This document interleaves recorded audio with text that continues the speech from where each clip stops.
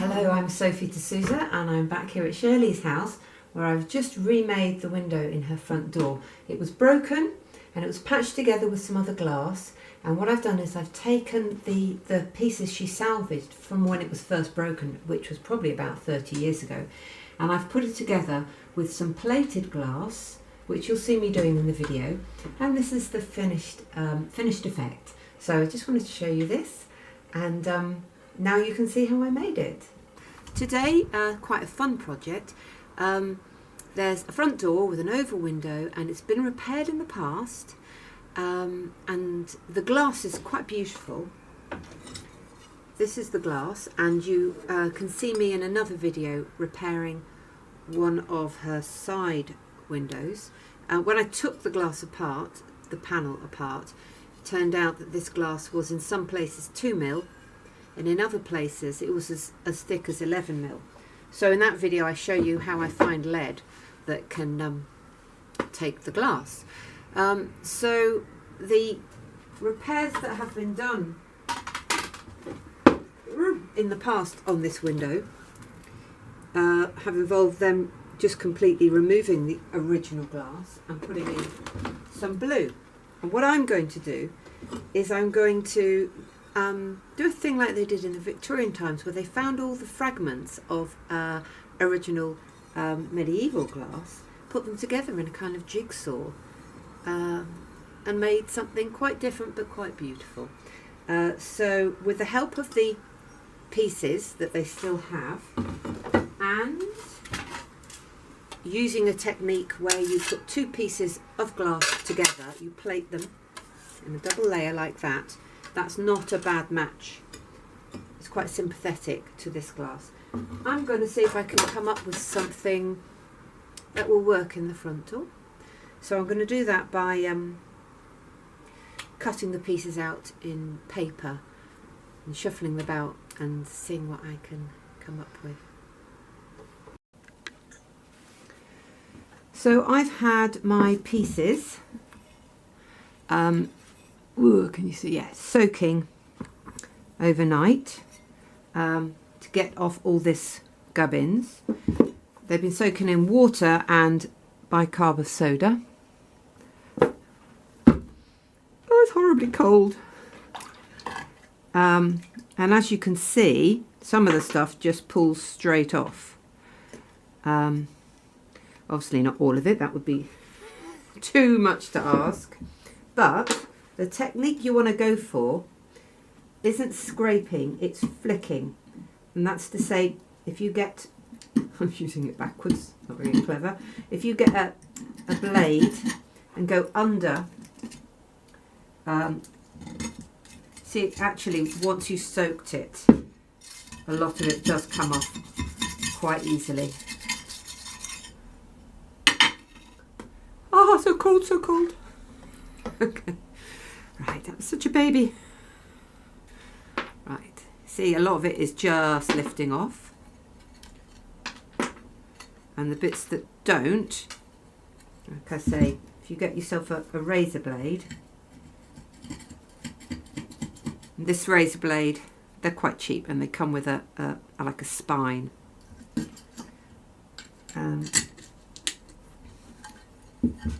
Hopefully you can see what I'm doing. Yes. So I'm just going to get on and clean all these pieces up. Because this window was remade, I don't know when, but it's certainly not got its original cement in. It is harder than if it had never been touched. Because then when the cement's about 100 years old, it's generally failed and it comes off quite easily.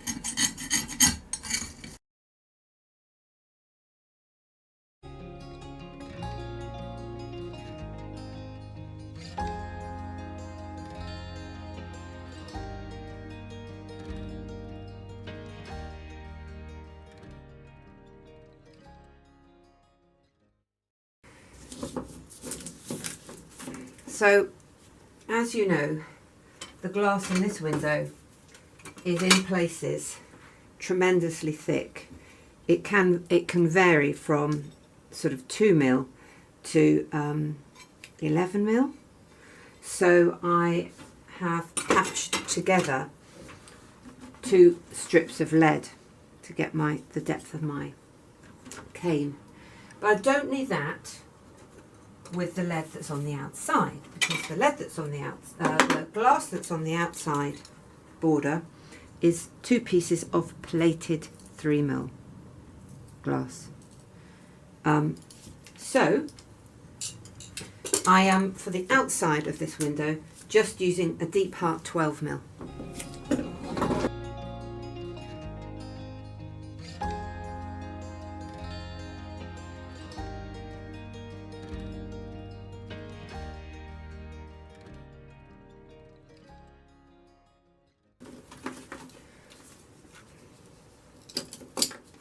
As you can imagine, the most important thing about plating glass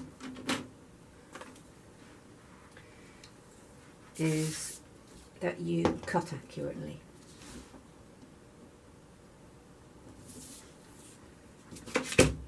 When I say cut accurately, I mean you cut the glass accurately.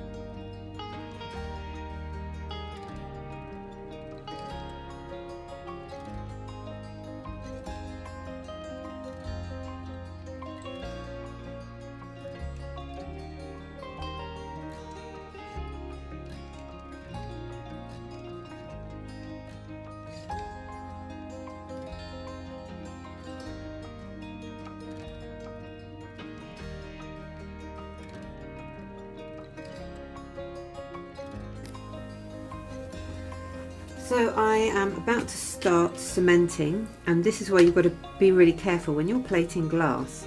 You don't want to push so much cement in that it squeezes out in between the glass. So I have mixed it quite stiff, and I'm going to, and I've got, so I do have this brush, which is the one I use, and it's been sitting in white spirit. I'm not going to use that because the white spirit that's inside this brush will let down my cement. So off I go.